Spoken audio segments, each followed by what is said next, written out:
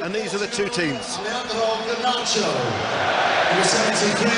For Manchester United, 8 changes. Darlow, Malacia and Anthony remain in the United side from the team that beat Everton on Friday. Heatley goal, Darlow, Martinez, Maguire and Malacia. Midfield of Kobe Mainoo, who's a 17-year-old from Stockport, local boy making his debut. Fred and McTominay, Garnacho, Anthony and Elanga are the front three. For Charlton, just the 1 change is in goal. Maynard Brewer, he missed the Lincoln game with concussion. He's done all the necessary protocols, so he's back in goal. Sessegnon, Innes, Ness and Clare. Raksaki, Morgan, Dobson, Fraser. Blackett Taylor will probably go wide.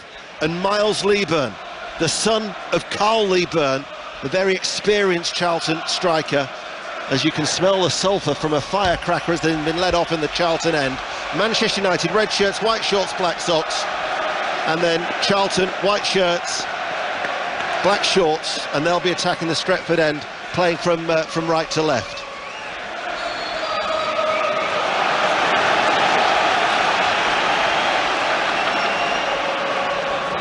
So we're underway. You're listening to BBC Radio 5 Live, and a choice of listening as well, because on Sports Extra we've got Newcastle United against Leicester City.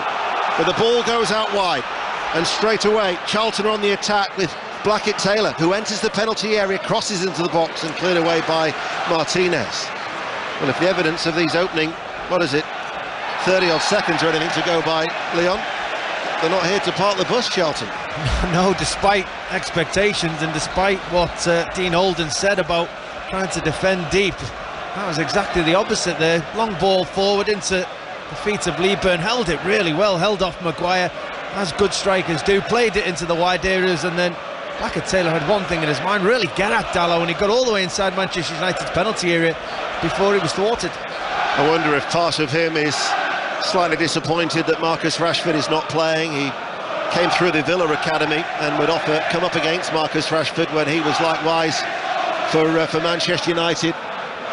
The Charlton supporters making the noise away towards our right-hand side. Not an empty seat to be had in that impressive travelling support. McTominay for Manchester United, cut out by George Dobson.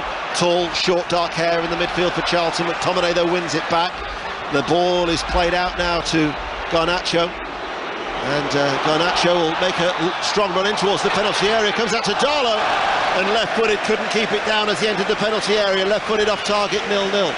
Let's get an early update. Sorry, Leon, an early update from St James's Park with Chris Coles. Hasn't taken long for Newcastle to find their rhythm. Still 0-0, but they've carved out an excellent early opportunity. Joe Willock squaring to Sean Longstaff, who doesn't score many, and it showed, firing over from close range. 0-0. There's a good atmosphere there. Commentary of that on Sports Extra before I rudely interrupted. Yeah, no problem at all, Ian. No, it's good play from Manchester United. A really strong, competitive tackle in the middle of the field between Morgan and McTominay. McTominay came out on top, fed it to Garnacho, who ran at Sean Clark and twisted him inside and out before pulling it back, and ball went behind Anthony. Darlow should have done better with his effort, just put it over the bar. We're on formal terms tonight, are we? That's the politest thing you'd call me for a long time, by my name. Manchester United have a throw far side to left. You're listening to BBC Radio 5 Live. If you're out walking your dog tonight and the rain's pouring down, then good luck to you. But you can, of course, take us wherever you go through the BBC Sounds app, as Anthony dances his way down the right touchline. The ball then is played back by the debutant, Mainoo, sporting the 73 shirt. England Youth International. Twice he's been an unused substitute this season. So he's there in the midfield against alongside more established players such as Fred and McTominay. But 8 changes. Nevertheless, Eric Ten Hag will still be looking at this and thinking there is no way that Manchester United should suffer an upset here tonight. However, Bristol City 2017, albeit at Ashton Gate. Dean Holden actually was the assistant manager when Lee Johnson's side knocked out Manchester United at the quarter-final stage. But York City fans will be thinking, and Paul Barnes scored a couple of goals in '95, they won 3-0, and Leeds United in FA Cup tie when they were a League One outfit under Simon Grayson came here and got a victory as well. So stranger things have happened. And just look at the FA Cup, what was it, almost a joint record 8 Premier League sides since the inception of the Premier League going out at the weekend, albeit some of them were against top-flight opposition, but you certainly wouldn't have thought that Stevenage late on would have knocked out Aston Villa. So stranger things can happen in cup competitions, as Charlton coming forward, still 0-0 in these opening 4 minutes, pick up the loose ball in the midfield. The ball, though, that was tried to be played out by Fraser to get Blackett-Taylor away, and now all of a sudden it's Anthony on this near side, the right. But Steven Sessegnon, on loan from Fulham, gets a foot into the challenge, and it goes behind, and it's a corner kick to Manchester United. Yeah, it's quite a lively game. It's flowing from end to end. Charlton are happy to go long into the head or the chest of Lee Byrne and get up in support really quickly. That's given Manchester United an opportunity to sort of get at Charlton's defence quickly. Quite kind of a counter-attack really at home against the League One side, which is a surprise, but you know, Anthony up against Sessegnon there. Sessegnon won the battle. Corner kick then on this near side for Manchester United. I think the rain has finally relented. Oh, he stubbed that. It was a poor effort from Malacia. Hit the ground first. It's going to come back to him. Offside though. That was a very good challenge though from Steven Sessegnon. That was the type of 50-50 challenge that would pump up any player. You don't see many of them in the Premier League anymore. It's great to see players committed, neither of them giving an inch, neither of them staying on the floor and rolling around. Brilliantly competitive, that tackle, but that's the way the game started. Both teams have been competitive. There's been tackles flying in. Charlton buoyed by this support that they've got behind them, making so much noise. Certainly feel like they're in a game at the early part. I always remember, in fact, covering one of your former clubs, your former club Everton, at Sincil Bank a few years ago in the League Cup, and Danny Cowley, who was then the manager, was basically just saying that he viewed the game in quarter-of-an-hour blocks. And I've remembered it as the ball is played back to Tom Heaton in goal, all in yellow in front of the Stretford end. Not the best of clearances, but Manchester United eventually do get it away. McTominay then caught in possession by Dobson, comes to Maguire and he volleys it away. But I've used that as a template whenever I tend to cover then lower league clubs as to how they could approach it following that template set by Danny Cowley. 15-minute blocks. Yeah, absolutely. I've seen it done before. You know, you identify what you want to achieve in those 15-minute blocks, and each one you get through and you've had success breeds confidence into the next 15 minutes. So the first part I would have thought from Charlton would have been stay in the game, don't give anything cheaply away to Manchester United, and then you grow as the game's gone on. But Charlton have actually come out of the blocks really quickly. Still 0-0, 5 live. Garnacho enters the penalty area, shoots, and he wasn't too far away either. He really caught hold of that inside left channel by the time he released it, and it flashed across the face of goal and was off target. Yeah, Garnacho again, who's getting the ball. He stays really, really wide, so Manchester United are able to find him really quickly with that diagonal pass, this time from Maguire, and he twists Clark inside and out. Can't get near the young Manchester United winger, and he steps inside the penalty area. Did have options to cross, did have options to pass, but goes for goal, tries to hit that top corner from a really tight angle, and unfortunately unable to see it hit the target. But a slight concern for Charlton that Garnacho again skipping past the Charlton player. He looks bright this evening. That's the voice of Leon Osman, who is with us. You'll hear the dulcet tones of Steve Stone should you switch to Sports Extra for Newcastle United against Leicester City. Let's get an update from Chris Coles. Newcastle domination, the chances continue to flow. The latest, Callum Wilson, penalty spot range, right foot shot deflected wide. The corner was headed just wide by Joe Linton. Newcastle threatening, but still 0-0. And also in the only game in the Football League tonight at Valley Parade in League 2, Bradford City 0, Rochdale 0. Goalless here in this League Cup quarter-final. Garnacho enters the penalty area again, comes inside, shoots, and it's off target. No deflection, says the referee, and it will be a goal kick, but he's looking a bit of a threat already in these early stages for Manchester United. Yeah, again, I mean, it's 3 times already in the opening 8 minutes. He's picked the ball up, gone past a Charlton defender as if he wasn't there, and then he's inside the penalty area, and it becomes so much more difficult as a defender to stop somebody who's so comfortable twisting and turning with the ball. And they do really well. I think it did take a slight deflection. Garnacho should have had a corner there, but again, so bright, and he looks a real threat. 8.5 minutes played. Clearance then from the goalkeeper Maynard Brewer for Charlton, up in the air. Eventually it will settle, played out by the midfielder Fraser. Sliding was Darlow. Bit of spray came up on the back of that. There was torrential rain ahead of the game.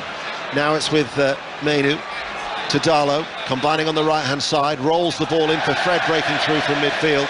The Darlow's overhit that, and never going to keep that in play was Fred, and it rolls out for a goal kick to Charlton Athletic, 0-0. No, slightly sloppy, but just seeing a disagreement, shall we say, between Fraser and Blackett-Taylor. Fraser has won the second ball as the ball's been played up to Leadburn a few times already, and he's trying to pass the ball out to Blackett-Taylor, and Blackett-Taylor's waiting, and Dallow's able to step in. It's happened twice now, and just having an argument about who's right. Here is Maguire at the back for Manchester United.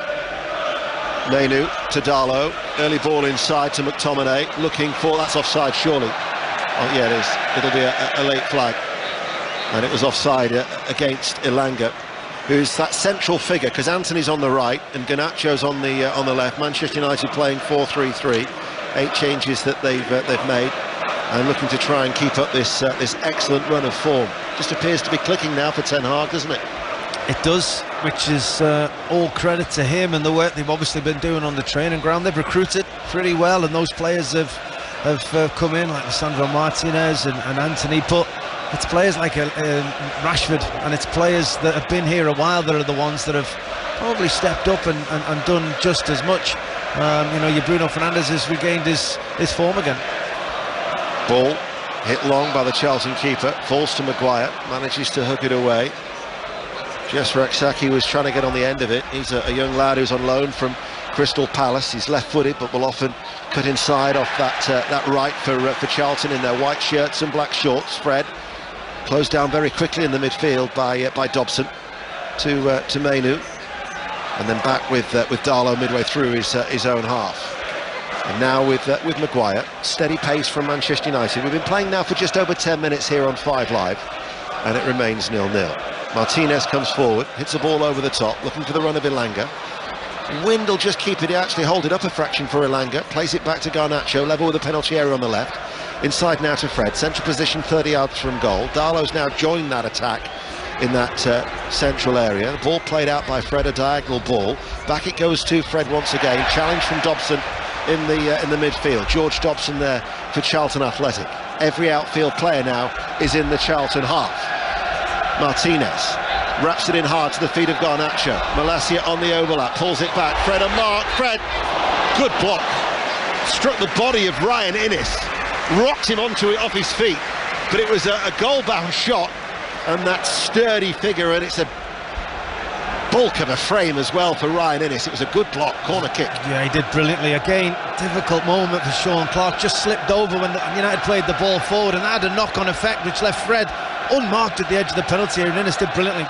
Corner kick is very, very deep. That's 2 corners now Manchester United have had. The first one was stubbed and went short. The second one was overhit and went long. Yeah, Malacia on both occasions, he took them from both sides of the field and had no success from either, and it'd be frustrating from Eric Ten Hag. You do want to play, and you do want to open up the opposition from open play and score a goal, but set pieces are important. When you've worked up the field, you get your centre-backs up into good positions, give them something to go and attack. Ball cleared away from the goal kick for Charlton, deliberately pinged out towards that right-hand side for Sean Clare. He goes inside to Raksaki, and now it's with Fraser, opens it up and passes the ball out towards Blackett-Taylor. And he's one-on-one against Darlow. Blackett-Taylor goes on the outside. Blackett-Taylor with a cross. Maguire was there. Turns the ball behind for a corner kick. And that roar is from 9,000 Charlton fans. Corner kick to Charlton in front of the Stretford end. Yeah, when they do get forward, getting forward in numbers on Charlton. Blackett-Taylor, he's had a good tussle with Darlow so far in this game. They win the team a corner. And this is an opportunity. They've got such height and physicality. This Charlton team. United have failed with their delivery into the penalty area. Can Charlton do better? 13.5 minutes played. You're listening to 5 Live. Corner kick to Charlton into that area. Comes out towards Dobson, and Heaton had got a punch on it. Dobson's effort went low and was actually straight at Heaton, all in yellow. He throws the ball out and Garnacho is away. Garnacho now running forward, 3 against 3. In towards Ilanga. Ilanga back towards Garnacho, just inside the penalty area. Good challenge coming in from Sessegnon. Still the threat remains. Menu. Shot from Ilanga. Blocks. And then the ball is played out of that by Charlton's defence. Well, Charlton defend that brilliantly, but the game should have stopped at the other end of the field. Tom Heaton came out, made a punch and completely clattered into Sean Clare, I think it is. Sean Clare completely clattered into him, and he went straight down holding his head, Clare, and the referee saw it but allowed the Manchester United break to continue. And in the modern game, and when we're quick to stop the game for head injuries, I mean, he holds his head straight away as Heaton still got the ball in his hands, and yet the game continued for as long as it did. I mean, he's still down on the floor as we speak, Clare. Well, he's thankfully back up, and he's on his knees at this stage and is being treated by the physio. He's actually wearing a face mask as it is. Is Sean Clare. He's 6'3", and so whilst this stoppage is actually, and the treatment continues, let's get another update from St James's Park with Chris Coles. Where the atmosphere, Ian, is terrific, and we're watching a really good game. Still 0-0, but signs of life from Leicester. Jose Perez, the former Newcastle player, shooting straight at Nick Pope, and Bruno Guimaraes, who is doing what he does. He's running the show, shooting just wide from the edge of the penalty area. The opening goal feels close, but not yet. 50 minutes played, 0-0. Whilst that stoppage, and it's been a lengthy stoppage, and Sean Clare looks like he's going to continue, every other Charlton player in their white shirts came across to Dean Holden and his assistant Anthony Hayes, and was just trying to take on as much instruction as they possibly could. But it's quite clear that Dean Holden is having a word with the fourth official, who is Thomas Bramble, by saying, why wasn't play stopped earlier? Yeah, it should have been. I mean, as we just discussed, in the modern game, when head injuries are something we need to be very wary of. I'm so surprised that the referee didn't. But we're back underway. Still 0-0. We talked before about quarter-of-an-hour segments. The first one has been negotiated safely by the League One side, who are 52 places below Manchester United, who are riding in 4th place in the Premier League. Martinez in the centre circle. Malacia, far side. Back then with Maguire, just gently stroked back towards Maguire, who hits a right-footed ball out towards the left-hand side. Garnacho wiggles his leg over the ball and then plays it back to his left-back Malacia. Now Fred. Charlton have got everybody back behind the ball. It was a good defensive shift that they put in against Brighton. We heard from the director of football, Steve Gallen, on the Monday Night Club last night with Mark Chapman. Looking to try and replicate that here today, as Darlow with the cross, cuts it back. Garnacho thought about the overhead kick, and then Raksaki's actually held onto it and will get the free kick in his favour. He could have clattered that ball away. It's almost like the presence of mind for the young lad. He's only 20 years of age. It would have come straight back at Charlton. In the end, he brought it under control, turned and wins a free kick. Yeah, that's brilliant. And Raksaki, as you said, that instinct to, I'm inside my own penalty area, the ball's come to my feet, you take your first touch, your second touch is just to clear it, but you could see he knew nobody was up front, so he took the ball, he protected it, he still had no options but to try and go himself, and with 3 Manchester United defenders around him, managed to win his team a free kick, and now they're able to get another 40 or 50 yards up the pitch. The voice of Leon Osman with us here on BBC Radio 5 Live. Tomorrow night, the other 2 quarter-final ties will be played. Southampton, Manchester City at 8 o'clock will be our commentary from St Mary's. Nottingham Forest, Wolverhampton Wanderers from 7:45 will be on Sports Extra. Manchester United with the young debutant Menu, 17 years of age. Here he is now on that far side. The ball played up. Interception though from Clare, the right back, stepping out of defence midway through the Manchester United half. And Charlton will get a throw. They're doing well, Charlton. You know, they're happy to press Manchester United in the far third of the field. They're not just retreating to their own half and seeing what they can get. They're trying to press the ball whenever they feel opportunities. And Bobby Morgan, Saki Dobson in particular, the pace they're going at, you'd be concerned whether they can keep that up for the 90 minutes. But as it stands, they're doing it really well. Charlton Athletic play the ball out towards the right. That was Fraser. Then it's knocked back. It goes and bypasses Clare. Innes will win it back. It's a good firm challenge by Innes. Not much will get past Ryan Innes, I wouldn't have thought. Must be at least 6'3".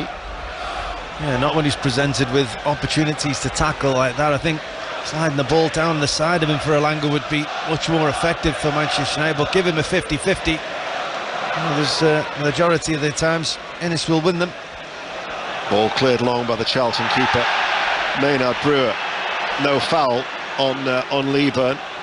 His father Carl, I mean, Charlton supporters will remember Carl very, very well from his time at the Valley. 376 appearances and 65 goals between 86 and 98.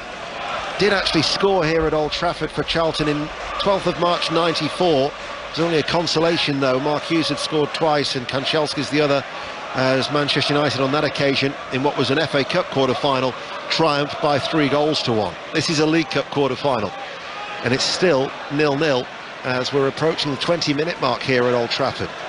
Maguire, 8 changes that Erik ten Hag has made, plays it out to the right-hand side for Darlow, and back with Maguire. Darlow, one of the 3 players who've retained his place in the starting 11 from the team that beat Everton on Friday night in the FA Cup. Switch of play out towards that far side, the left. Malacia is forward. Garnacho lurks, offering him some support. Here is Garnacho, inside now towards Fred. Fred runs forward into a central area, passes the ball to Anthony, who's been quite quiet. Anthony with a fine curling effort. He's no longer quiet now. What a fine goal that was from Anthony. Onto his left foot and curled it past the Charlton keeper Maynard Brewer. A fine goal from Manchester United, who lead 1-0. Yeah, it is a fine goal. And if there's one thing that Anthony has showed everybody since he's joined Manchester United, it's his ability to finish from this position. All of his goals have been very similar. Takes the ball, corner of the penalty area on the right-hand side, cuts inside, gives himself a moment or two to compose himself, and then just places it into the far top corner with that left foot of his. And I'm sure Charlton will have seen it. I'm sure they've probably worked on stopping it if he gets the ball in that position, but on this occasion I think it's Blackett-Taylor just doesn't get close enough. And if you give someone of his quality that amount of time, he showed he can finish time and time again. And if ever there was an example of curse of the commentator, then that was it. As we're saying, he's had a quiet game, and then he unleashes an effort that really, Maynard Brewer at full stretch, diving away to his right. He struck it from almost the right corner of the penalty area. Manchester United red shirts, white shorts, playing from left to right. But there was nothing that the Australian keeper could do about that. I'm glad you brought that up. I was about to maybe bring it up myself. But it come from a move that Manchester United have done 3 or 4 occasions so far in this half. Harry Maguire stepping forward, playing a long diagonal out to Garnacho. On this occasion though, Garnacho ran inside, Malacia went on the overlap, he started the move, they passed it right across the face of that penalty area, and Anthony finished it with a plumb. Yeah, fine goal, his 5th of the season for Manchester United. So the Premier League side are ahead. Here is Mainoo looking to turn away from the challenge of Albie Morgan, I think it was, in the midfield, and then the ball is played back by Fred to Martinez.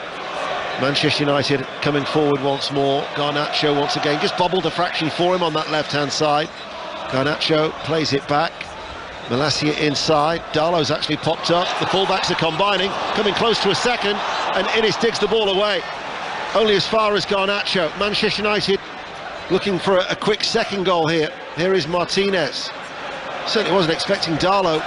In fact, he's now playing on that left-hand side. Cuts it back to Malacia. They've overloaded that far side. Cross towards Anthony. Sessegnon's gone down holding his head. Clash of heads between Sessegnon and Anthony. Stoppage in play. It'll be a United throw. They lead 1-0. Yeah, both players going to ground. This time the referee quick to stop the game. It was brave defending from Sessegnon. It was a header he had to make with Anthony coming over the top of him at that back post area, but Charlton just need to hang in there at the moment. They're under some serious pressure. Manchester United trying to take the game away from them in this 5-minute period, and at the moment they've defended that one really well. Great play by Malacia, may have shot himself, tried to cross it. Charlton blocked that cross, then able to block the shot from Elanga and ultimately make sure that they don't fall 2-0 behind at this stage.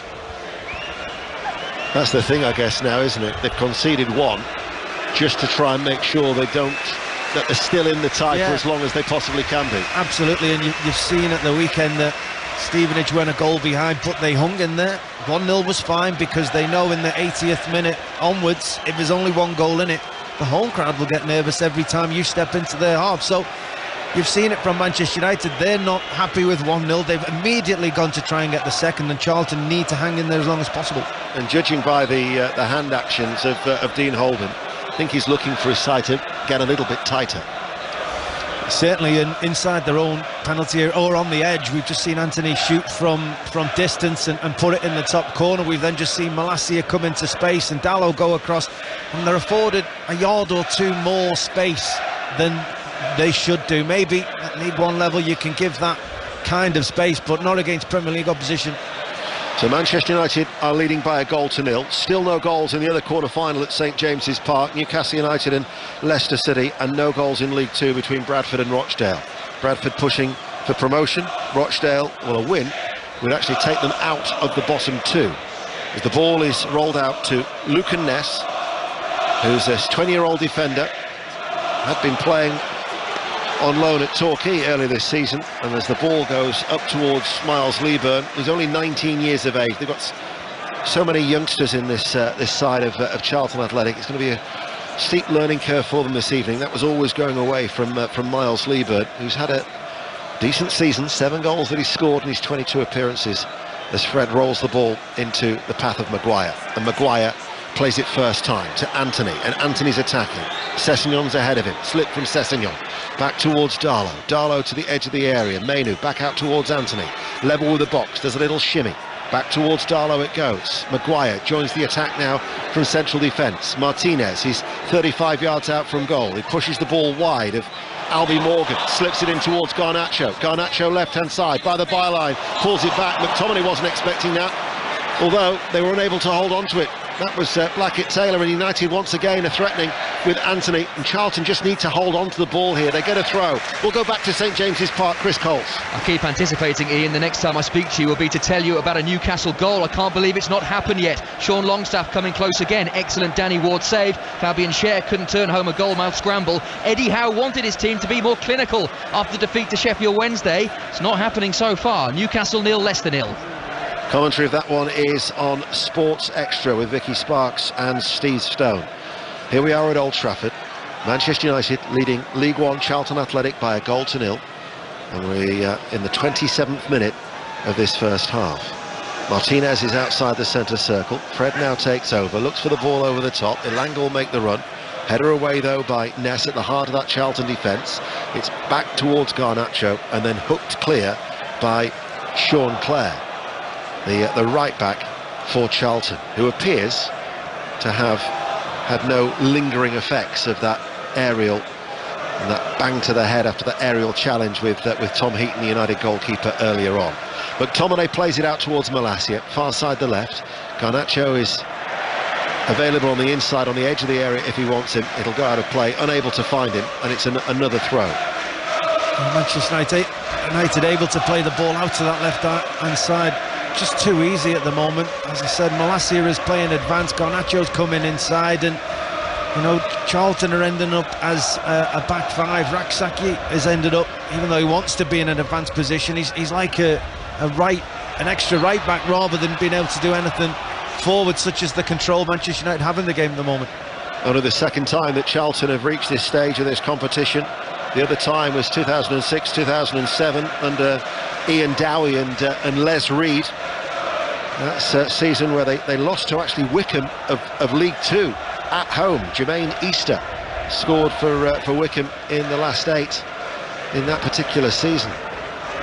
Now it's Charlton who are cast in the role of underdogs as we approach the half hour, trailing by a goal to nil. Martinez, World Cup winner, looking to add to the Carabao Cup to his collection medal Now it's with McTominay. To prefer the trophies as well for Manchester United, in a rich vein of form. 1 defeat in the last 17. Barcelona in the Europa League next month. FA Cup, they've got Reading to come here in the next round. As McTominay to Mainu. Challenge was won by Blackett-Taylor and goes inside to Sessegnon. His poor ball though has been easily intercepted by Malacia, and now Garnacho, and they're on the attack again. United, it's Garnacho cutting inside. Garnacho wants to go it alone, but tucked in was the right back Clare. Got a foot into the challenge. They're crying out for shoot for Martinez. Instead he floats the ball over the top looking for Fred, kicks on away from him, out for a goal kick. We've been playing for half an hour. It's 1-0 to Manchester United. Here's Leon Osman. Yeah, we've seen a few of those kinds of passes just skip through the turf this season. With that amount of rain we had before the game, one of those passes will hold up, but that was a big chance for Manchester United again. Garnacho dribbling inside the Charlton penalty area. He's decided to come inside this time. Sean Clare, who's probably lost most of the battles against Garnacho so far, wins that one crucially for his team. Here is Blackett-Taylor. He turns and takes the ball away from Maguire and tries to play it in early towards the run of Scott Fraser on the edge of the area, but Manchester United's defence was able to clear the ball away. It was Martinez who was there. It's going to be a Charlton throw on this near side to left. Manchester United still have a slender advantage, and Steven Sessegnon, 22-year-old defender, on loan from Fulham, wanders forward, looks for Lieburn. He's gone down. Referee will have to stop play. He's gone down holding the back of his head again as young Miles Lieburn, and stoppage in play duly arrives. You know, this Charlton team have actually got into some good positions. They've worked it with 1 or 2 passes, or they've got the ball forward quickly, and there's been some opportunities to break. They're managing to get in really good positions to do so, as we just see that clash. That was Harry Maguire accidentally banging into the back of Lieburn's head. But they've just been a touch sloppy with their passing at crucial moments, Charlton. If they sharpen that up, they may create an opportunity or two. Manchester United are on the attack. Malacia is forward on that far side, the left. Slow pace, just gently jogging past him on the overlap, but unused was Garnacho. But he's now in play and active. Edge of the area to Mainu, to McTominay. Bobbles again for him, and Charlton are able to get the ball away. And now Fraser, break on here for Charlton. Fraser waits for the ball to settle, just slowed him up a fraction. Out it goes to Blackett-Taylor. Running forward now, Blackett-Taylor. Darlow wants to show him on the outside. Edge of the area, enters the penalty area. Blackett-Taylor, but always in front of him was Darlow. Support from Fraser, swings over the cross towards the far side. There was Raksaki. They're looking for a corner kick at Charlton, but the assistant referee says it'll be a goal kick, and we'll nip back to the northeast and Chris Coles. Warning signs for Newcastle, because Leicester have created their best moment of the game. Timothy Castagna crossing to Patson. Daka inexplicably decided to pass to find Albrighton at the back post. Why didn't he shoot? It was an excellent opportunity. He's not scored since October. Perhaps a lack of confidence in front of goal. Still Newcastle 0, Leicester 0. And it's still Manchester United 1, Charlton Athletic 0 here at Old Trafford, as Fred wriggles away from a challenge, plays the ball out to the goal scorer. Anthony enters the right side of the penalty area, onto his left foot, shoot, block. That was from Sessegnon, comes back towards Anthony. Now by the byline, tight behind him is Sessegnon. Anthony's trying to hold him off, keeps the ball in play, helped out by Blackett-Taylor. Anthony though releases it to Darlow, goes inside to Fred. Fred looking to go on the outside, and the challenge came in from Morgan, and Alvin Morgan has given away a free kick. And this is fractionally right of centre and probably about 25 yards out from goal. That's the kind of one that Marcus Rashford would have been grabbing the ball for immediately, but just before that, Anthony running inside the penalty area at Sessegnon, and you knew he always wanted to come onto his left foot, just get that yard, and Sessegnon gambled. He jumped over to the left hand to block his left foot, stepped right, and he gave Anthony all of the right hand side if he would have gone for it, but Anthony's so concerned being on his left foot, able to step in and block it. We're going to have a stoppage here because Darlow has gone down. Wasn't too sure what the problem was with Diogo Darlow, the Portuguese international, but Wan-Bissaka is amongst the substitutes, and it might be that Aaron Wan-Bissaka, who's just come back into the Manchester United side of late, might well be coming on for Darlow. Yeah, it's always, you know, seemingly more serious when a player goes down off the ball. You don't really know why they've gone down. Obviously they've been feeling something, and realising they can no longer continue, so you go down, you give your team an opportunity to get a substitute ready and then make that sub. So Dalot was having a reasonably good game, certainly hadn't put a foot wrong having to leave the field, and Wan-Bissaka, you said, has come in from nowhere really, hasn't he? In the last few months he's put his name in front of Erik ten Hag to say, I'm here, I want to play, and my performance level is going to be of a certain standard to give you something to think about, and he's getting another opportunity now. And the fact that Dalot has gone straight down the side of the pitch heading towards the tunnel tells you that they're going to try and get some treatment to it straight away. So they'll hope that that's not serious. Wan-Bissaka then is on, forced into a change with 12 minutes to go to half-time. Free kick to Manchester United, who lead by a goal to nil. Fractionally right of centre, 25 yards out. Fred stands over it. Charlton have every white shirt back. It's Fred, left-footed. Oh, he hits the post. Left-footed effort, struck the right-hand post. Maynard Brewer was at full stretch. He was very unlucky, was Fred. It was a very good effort. Wow, you don't get to see Fred taking many free kicks, and I wasn't quite sure what to think when he was stepping over the ball, but that was inches away from being spectacular. He hit it brilliantly with so much pace that the goalkeeper had no chance of getting across of his line to make the save. It was the inside of the post that saved him, and then it flashes right across the face of that Charlton goal towards the far corner to show you how close that free kick came. Wonderful effort from Fred. But Charlton are still in the tie, and they're attacking. Raksaki, there's a little step over, comes on the inside as well. He's still going, is Raksaki, and then he goes down under the challenge. And Mainu just lent into him, and Raksaki again, he's showing footballing intelligence, and not for the first time tonight, goes down and wins a free kick in certainly a very good position for Charlton. Yeah, really positive from him as well. He picked the ball up and drove at the Manchester United defence, cut inside one, cut inside two, kept the ball really close to him, so Mainu couldn't take it away from him and was forced to foul him. And that's where Charlton have been at their brightest. And Blackett-Taylor or Raksaki have had the ball, driving with it, trying to create something. They need runners, they need people moving off the ball for them. But positive play there, the free kick in a pretty dangerous position, centre of the goal. Yeah, it is. Albie Morgan looks like he's the likely taker here for Charlton. It is in a central position. It's 25 yards out. The League One side are trailing by a goal to nil. Just looking to see who the other player potentially could be. It's Fraser, who's there as well. So the two of them are still in discussion. Manchester United have everybody back. It's Morgan with the free kick, and he's pulled it wide, right-footed, and in the end it was a long way off target of Tom Heaton's goal. Manchester United still 1-0 up. Yeah, he hits it well enough, but Tom Heaton was never really worried. He started it off on line with that post that stands right behind the wall, and that meant it was always curling away to that left-hand side and never able to make Tom Heaton work for it. So Charlton, who don't have a particularly good record at Old Trafford, they failed to score in 8 of their last 12 visits, as they are behind by a goal to nil. Their last win here was in the old First Division, 1989. In fact, sorry, that was the last time they beat Manchester United, 1989, because then Paul Williams got both the goals when they were playing at Selhurst Park. You have to go a little bit further back to their last win at Old Trafford under Lenny Lawrence, with Mark Stewart getting the only goal of the game. They're trailing 1-0 here tonight. Malacia is adjudged to have fouled Morgan. Looked like a good block challenge from Malacia, but the referee views it differently. Yeah. Free kick to Charlton. Considering how some of the tackling's been going this evening, and Malacia has been on the receiving end of quite a few, it's actually one of those where the ball's bouncing, Morgan's about to play a crossfield ball on the half volley, and Malacia just gets his foot there first, kicks it away, and Morgan kicks him. So actually it should never have been a free kick, but the referee saw it differently than we did.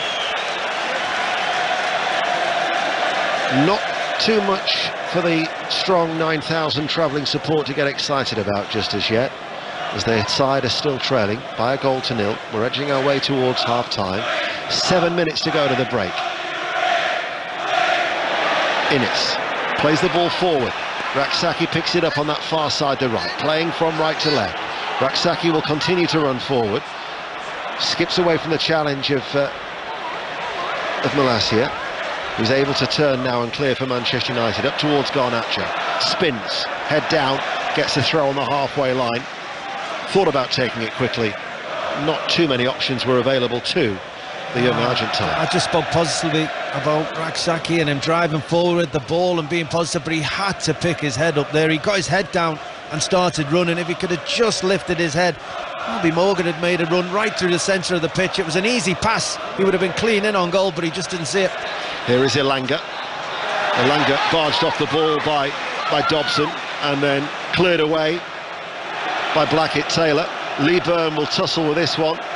Loses out in the challenge to Martinez. The ball is then hit over his head and he will give chase, and then he's barged into Maguire for good measure off the ball. That shows a degree of confidence from the 19-year-old. I like that. I mean, he's had a good tussle with Maguire and Martinez, and they've both been bumping him cleverly, using their experience and bumping him just to put him off balance when he's about to jump, and he's took it all evening so far. But I'd like to see, given the opportunity to just leave one back on somebody, got the confidence to do it. That was Dobson, who was a fraction late. The referee has played the advantage. He'll have a word though with the midfielder there with his slick hair. Here is Anthony. I just wonder if Miles Leeburn had a word in the ear from his father Carl, just to leave one on the central defender. As coming forward now is Fraser. Looked like he'd stopped running over the halfway line. Now he plays an arcing ball that was cut out by Martinez, and that loose ball picked up by Maguire, and now with McTominay. 5 minutes to go to half-time on BBC Radio 5 Live. Manchester United still leading through that Anthony goal after 21 minutes. Still no goals at St James's Park. Newcastle United against Leicester City. That's on Sports Extra. Diagonal ball towards Garnacho. Cut out well by Clare, who dives in to prevent Elanga from picking up the loose ball. Played out of defence but given away. Just past a flat-footed Scott Fraser. Yeah, this is the issue now for Charlton. They're just getting a bit tired. Fraser's just ran the length of the pitch twice and just couldn't move.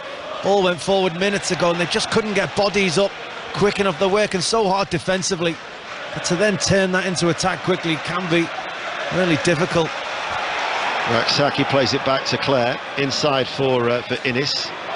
Innis along the ground to Raksaki. They're quick to hound him though, and because of that pressure from Manchester United, it's the home side will get a throw on that far side, the left. They take it quickly.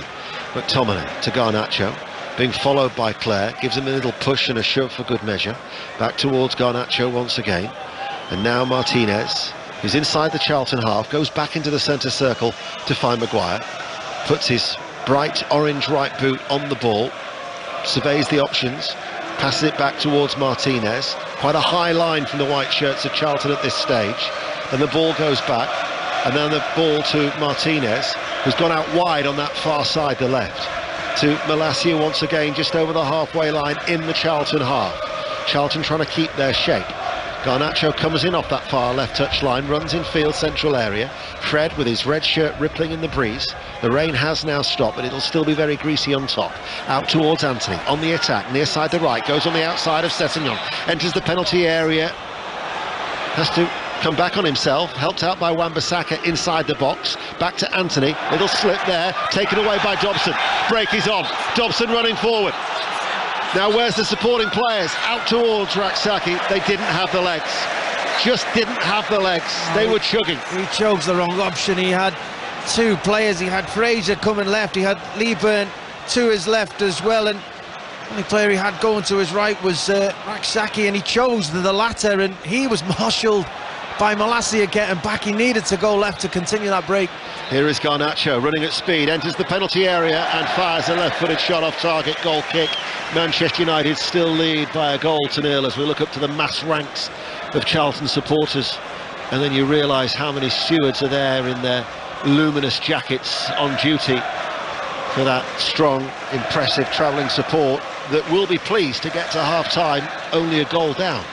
Of course, I mean, I think even Dean Holden, who just seeing down in front of us again, trying to give out as much information, I think he'd be pleased going into half-time that there's a goal in it. I think he'd be pleased if he could get to the 80th minute with a goal in it, but his team are having to work so hard defensively. They're closing down, they're harrying, they're giving it their all, and as this game goes on and they tire. Covering those distances will become more difficult. Ball hit forward, Lee Byrne will have to give chase. Martinez, though, will see it back to Tom Heaton. Only his second appearance for Manchester United, for the former Burnley goalkeeper. He was signed on a free from Aston Villa. Up it goes to Garnacho, bounces away from him, comes back into the path of Scott Fraser, the midfielder. And then Clare inside to the central defender, Ness. Now to Sessegnon, urged on to Blackett-Taylor on this near side, the left. Up against Wan-Bissaka, goes on the outside, Wan-Bissaka dives in, referee says no foul. Instead it will be a goal kick to Manchester United, and we're inside the last 60 seconds of the first half. Oh, I'll need to see it again, but usually when a player skips past a defender and the ball goes to ground, it's either a free kick or it's a corner, but referee certainly a lot closer than us gave that as a goal kick. But I was unlucky there from Blackett-Taylor. Charlton again working it well out to this left-hand side, just couldn't quite beat Wan-Bissaka. We'll see how much added on time there will be here at Old Trafford, but we're about to enter it, whatever it is, as Wan-Bissaka comes forward on this near side, the right, to the goal scorer Anthony. Back to Wan-Bissaka looking to combine. Of course, he's being booed as a former Crystal Palace player, as it comes back to Wan-Bissaka, as the fourth official is about to put up the electronic board. And we're into 3 minutes of added on time. Here is Fred to McTominay along the ground to Wan-Bissaka. He goes short on the inside to Anthony. Anthony's ball in field will be clipped away by Rak-Sakyi. Comes back towards the wide man for Charlton, and the ball now is switched out towards Albie Morgan, and all of a sudden Charlton can attack once again, and it's Albie Morgan. Clare on the overlap if he wants to use him, and he will. Out towards Clare, first time cross, drilled in low, and Heaton makes the save inside his 6-yard area. Oh, that was much better from Charlton, because they chose the right option when they got into the Manchester United half. They waited for the right run, they played the right pass clinically, and because of that they actually got into United's box with numbers in there. Tried to fire, Clare tried to fire it hard and low, and Tom Heaton just came out and got to the floor before it could come through to I think it was Blackett-Taylor at the far post. But it's much more positive from Charlton, and I'm sure that that's what Dean Holden will be asking for more in the second half. The voice of Leon Osman on BBC Radio 5 Live and also BBC Sounds, where Manchester United, through the goal from Anthony, have the lead. Goalless at St James's Park between Newcastle United and Leicester City. That's on Sports Extra. Garnacho, challenged by Rak-Sakyi. He's done his defensive duties as well, hasn't he, Rak-Sakyi? He has. I'm sure Dean Holden would rather see him, or would like to see him, a lot further up the field, because he's a goal threat and he knows how to create opportunities as well. But he spent most of this half as an extra second right back, trying to marshal Garnacho and Malacia, who've been very effective down that left-hand side. It's been the strongest side for United, despite the goal coming from Anthony on the far side. Yeah, and Anthony at the minute is just completely unmarked on this near side, the right. That's where he got the ball, as well as the wind sweeps across Old Trafford for the way that Charlton are playing, which is right to left. It's Manchester United, though, who are attacking as we look towards our right-hand side. And here he is, Anthony, collecting the pass from Maguire, and once again he'll cut inside onto his left foot. This time he goes short and square to McTominay. Back to Anthony. Now to Fred, central area, 30 yards out from goal. Back towards Fred once again. Malacia joins the attack, left corner of the area, deep into stoppage time here at Old Trafford. Manchester United lead by 1-0. Anthony has a sight of goal. Instead, plays it out towards Wan-Bissaka, chips over the cross. Innis heads it away for Charlton. Drops towards Garnacho, left corner of the area, back towards Malacia, trying to get the shot away. They're being patient. Fred, the white shirts back behind the ball, cleared away by Clare. Up towards Lee Byrne. They're very, very deep though at Charlton at the moment. Comes out towards McTominay, working hard. Dobson goes into the challenge, goes away from him, and then they manage to get it out towards Morgan on that far side. If they can just hold it up, they'll get a throw on that right hand side for Charlton. As you say, Leon, they're having to work so hard, and the concentration levels must be so high too, as the half-time whistle sounds.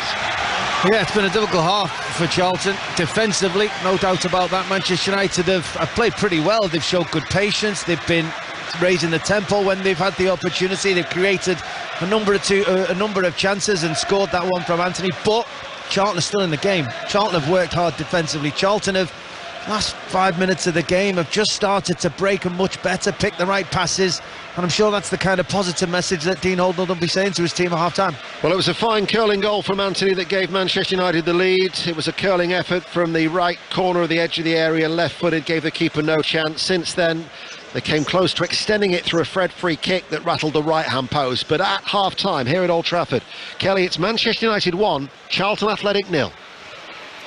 Dano, thank you very much. Ian Dennis and Leon Osmond at Old Trafford for us.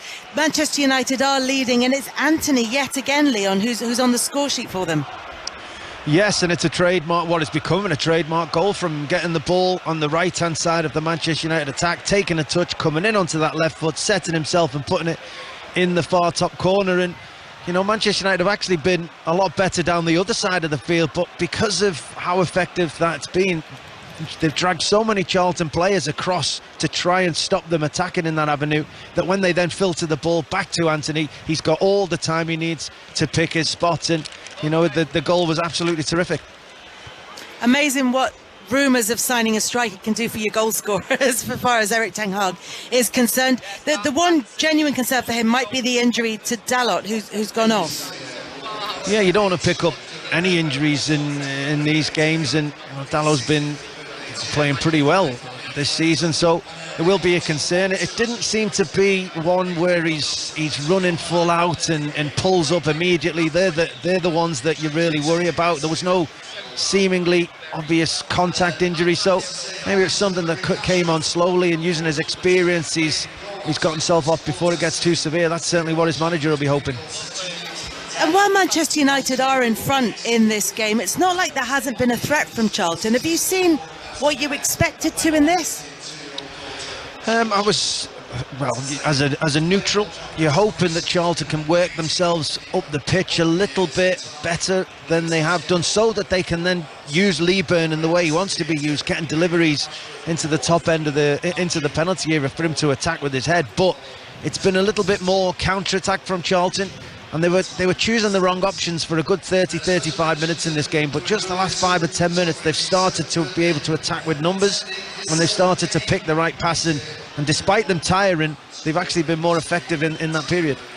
Thank you very much to Leon Osman and Ian Dennis. We'll be back at Old Trafford for the second half of that EFL Cup quarter-final. The other quarter-final taking place tonight is at St James's Park. Commentary of that one on Sports Extra. It's Newcastle United against Leicester. Chris Coles is our reporter at the game. How this is goalless, I'm not quite sure, Chris. Absolutely, Kelly, yes. It's a real sense of deja vu for Newcastle, isn't it? Their lack of cutting edge cost them in the FA Cup against Sheffield Wednesday on Saturday, and they failed again to take any of the myriad chances created tonight. Lively start to match the atmosphere. They were all over Leicester in the early stages. Sean Longstaff shooting over from close range. Bruno Guimaraes hitting the side netting from the edge of the area. Callum Wilson's shot deflected just wide. Joel Linton's header just wide. Longstaff again, shot well saved by Danny Ward. It's a lengthy list of chances, but none taken. And as is so often the case, Leicester's confidence grew, and they've had moments. Castagna to Daka, well positioned, 8 yards out, free shot on goal. Incredibly, the shot didn't come. He tried an intricate little ball to Albrighton at the back post. It was never really on, and the chance, like the pass, went by. But no question, it was much more of an even contest by the time the half-time whistle went, which will encourage Leicester, although there is far more firepower on the Newcastle bench, which could be a factor in the second half. But as you say, somehow it's goalless. Newcastle 0, Leicester 0. Steve Stone is part of our commentary team at St James's Park this evening. Steve, you can look at the positives here and the amount of chances that Newcastle are creating, but is this lack of clinical finishing starting to be a bit of a problem for Newcastle? Well, it will if it continues past tonight's game, because this is a huge opportunity for them in the terms of how they played in the first, and I would say 25 minutes, by the way. No, it hasn't been the whole half, but 25 minutes they were excellent. They created 8 to 10 really, really good chances. Now, one was poor finishing, one was by a good Premier League goalkeeper making some clinical saves, but also Leicester really dug in as well Leicester dug in terms of their defensive unit. They were excellent after the first 25 minutes. Now, this might be tactical genius as well by Brendan Rodgers. He's leaving 3 to 4 at the top end of the pitch. So every time the ball breaks down or turns over, Leicester sort of look dangerous. This happened a couple of times, and you're thinking, as there's more space grows into the game, as players start to tire and Newcastle don't get that goal, you're going to see more and more opportunities for Leicester to hit Newcastle on the counter-attack. This next goal is going to be so important. Whoever gets it could go on to win the game. That's how it feels at the minute. Steve Stone, thank you very much. Steve and Vicky Sparks are bringing you commentary of Newcastle against Leicester on Sports Extra. Chris Coles will bring us updates here when we bring you commentary on 5 Live of the second half of Manchester United against Charlton, with United leading by 1-0. Coming up, we'll round up the rest of the day's sports news after the BBC News with Jill Mackenzie. Listen on BBC Sounds. This is BBC Radio 5 Live. Labour says the government's proposals to require a minimum service level during public sector strikes are stupid and insulting. Ministers say the strikes bill would protect lives. If it passes through Parliament, the legislation would cover areas including health, transport and border security. Our political correspondent is Helen Catt. Unions are pretty critical of this. The Trades Union Congress General Secretary Paul Novak warned that it would risk further strikes. He reckons it is undemocratic, unworkable, and he says almost certainly illegal. We should also say that Labour is opposed to this, and they have said that if they were elected at the next election, they would actually repeal it if this legislation is passed.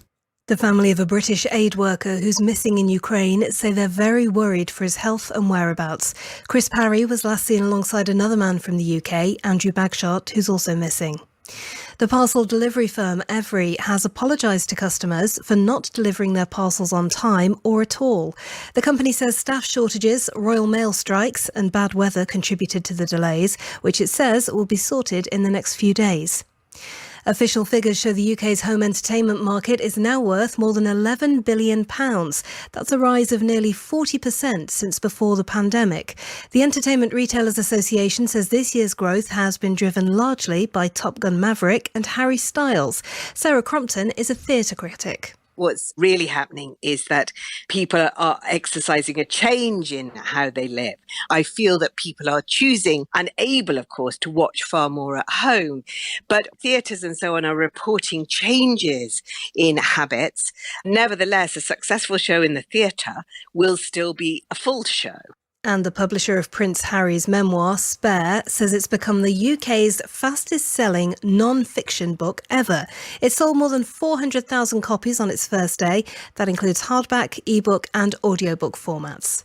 BBC Sounds. Hey, Ellis and John here. We're going to tell you how to get more from your potentially brand new and still in its box smart speaker. Start by saying, open BBC Sounds. Then you can listen to a music mix. Play Ramesh Ranganathan for the love of hip-hop. Nice. You could maybe try a new podcast. Like Play Football Daily. Or if you fancy a bit of live radio, just say... Play 5 Live. It's easy. Music, radio and podcasts. Available on most smart speakers. Just say Open BBC Sounds to get started. This is 5 Live Sport with Kelly Cates. Hello, welcome back to 5 Live Sport. Our focus this evening is the EFL Cup quarter-finals, the first two of them. Manchester United taking on Charlton at Old Trafford. Man United leading by an Anthony goal to nil at half-time. We'll be back there very shortly for commentary on 5 Live Sport. On Sports Extra, our commentary matches, Newcastle against Leicester. No goals in that one, but plenty of chances for Newcastle in the first half. St James's Park for the second half of that one on Sports Extra very shortly. The first round action is continuing at the Masters Snooker, and Jamie Broughton is watching at London's Alexandra Palace. And we're watching the two-time champion Mark Williams take on David Gilbert. The Welsh legend started off by knocking in brilliant back-to-back centuries to go 2-0 up. He then came close to making a third century in the next frame, but broke down on 95 as he extended his lead to 3-0. Williams then quickly claimed the fourth frame of the evening to lead 4-0 at the mid-session interval. We've just resumed after that break, and Gilbert has just pulled a frame back with a break of 59. 6 is the target for victory and a quarter-final showdown against Ronnie O'Sullivan. Jamie, thank you very much. And Jamie will bring us updates, or you can watch the action all evening on the BBC Sport website. In rugby union, a hearing is taking place right now to decide Owen Farrell's participation in the Six Nations. Farrell was cited for a dangerous tackle when playing for Saracens on Friday. He could be banned for the start of the championship. And one other bit of news from the world of rugby. Former England and Lions centre David Duckham has died at the age of 76. He played 36 times for his country and was one of the stars of the Lions' victorious 1971 tour of New Zealand. Wales manager Rob Page says he hopes Gareth Bale still has a part to play for the national side after his retirement. Page spoke to Rick Edwards on 5 Live Breakfast this morning. He phoned me Sunday, so he gave me a heads up, which I respect him for that. You always sort of anticipate when you think it's going to happen. And I thought, is it now? You know, he's just qualified for the World Cup. He scored a goal in the World Cup. Is now the right time for him to go? I respect what he's done for our country. He's been an absolute icon. He's a legend. And of course, there's the sadness of we'll never get to see Gareth Bale put a pair of boots on again for Wales and play in Cardiff. But it gives others now an opportunity to step up, and some of those younger players, and I think that was part of his reason for doing it, if I'm being completely honest, that he didn't want to hinder the progress now of some of these younger ones. And again, you've got to respect him for that. So now looking ahead, both for Gareth and for Wales, do you feel optimistic about the Wales national team? From a personal point of view, because of the impact he's had and what he's done for Wales over the years, we have got some exciting players coming through, and I'd still like him to be a part in whatever capacity. And it'd be great, wouldn't it, for the young player to turn up and still see that Gareth Bale's part of it in whatever capacity. Like I said, perhaps it's not as a coach or on the grass, but it might be whether it's an ambassador role or whether it's part of a committee. We don't know. I have spoken to him briefly about it, but that's something I need him to go and have some time with his family, and then later on we will discuss in what sort of capacity that will be. That was Rob Page talking about the retirement from international football of Gareth Bale. I'm joined by former Wales defender Sam Ricketts. Sam, there's been lots said about what happens next without Gareth Bale, but what does Wales look like without him? What does Rob Page start to do to rebuild this side that has been, if not solely focused, but heavily focused on Gareth Bale? Yeah, I think this is the real beginning of a new chapter for Wales. And to be brutally honest, in the cold light of day, I'd have to say it isn't going to be as exciting as the last one, and that's purely because of Gareth. You know, I think he has solely carried the country from 100 and odd ranked in the world to where they are now. Great European Championships, and obviously going to the World Cup. But he is the big reason behind the success. So for Wales coming forward, and we have got exciting young players coming through, but you can't expect to get another Gareth Bale straight away afterwards. So I would say hopefully it isn't our highlight is behind us now. So I think, you know, in time to come, we'd like to achieve what we have done again, but it's going to be very, very hard to emulate what Wales have done in the last 6, 7, 8 years or so. Difficult to replace, as you say, a talent and a superstar like Gareth Bale, but there is still experience in the Wales squad. And even though Aaron Ramsey, Joe Allen are 32, there's still been a bit of talk about whether there's still a role for them. What would you do? Do you think they use them as a bridge between, let's call it the Gareth Bale era, and the future, or do they start to phase them out as well now? No, I think you need as much continuity as you can, and for two real good lads. Joe Allen, you know, can go on and play. Listen, he might not play 90 minutes every game, but he's only 32. We're talking now, if you look after yourself well as a player, and you're fortunate with injuries, you've got a few more years in him yet. So they need that continuity. They need their experience and their level of performance as well. You know, in big games, in big atmospheres, especially away from home, European ties. You need that level of experience, willingness to still get on the ball and be that continuity, like you were saying there, definitely. Because it's a big, big job for Rob Page now to try and maintain this success that Wales have experienced and possibly now expecting, which is the hard thing, that Wales supporters and players are expecting to qualify for major tournaments, whereas I think it's going to be harder than ever. Sam, just quickly, do you make one of those two captain? Yes, I would do. I think whilst they're still able to influence the game as much as they can, I don't see a young player coming through who has the credentials to say, right, I'm going to be captain for the next decade as yet. it gives that young player another year or two to develop, and then be the captain in a year or so's time. Sam, good to talk to you. Thank you very much. Sam Ricketts there, and there's plenty more reaction on Gareth Bale's retirement on the Monday Night Club on the Football Daily podcast. That's on BBC Sounds right now. They're underway in the second half at St James's. There's been a big chance. Chris Coles. Yeah, I'm not sure what Eddie Howe said to his Newcastle players at half-time. It very nearly worked inside the first 30 seconds. Joel Linton racing into the penalty area. Right foot shot that hit the outside of the post. Newcastle started this game really well. They've started the second half just as well. 0-0. Thank you very much. So Chris Coles will bring us updates of Newcastle against Leicester. There's commentary of that with Vicky Sparks and Steve Stone on Sports Extra. Manchester United leading Charlton by 1-0 at Old Trafford in the other EFL Cup quarter-finals, and that's our commentary match for this evening with Leon Osman and Ian Dennis. Thank you, Kelly. Neither side has made a change as we're about to get underway here in the second half. So Heaton is in goal for Manchester United. Remember, Wan-Bissaka did replace Darlow in the first half. He's the right back. Martinez and Maguire, the two central defenders. Malaysia is the left back. And then you've got Kobe Mainoo, who's making his debut, 17-year-old Stockport lad. Back underway, by the way. Fred and McTominay, Garnacho, Anthony and Ilanga are the front three.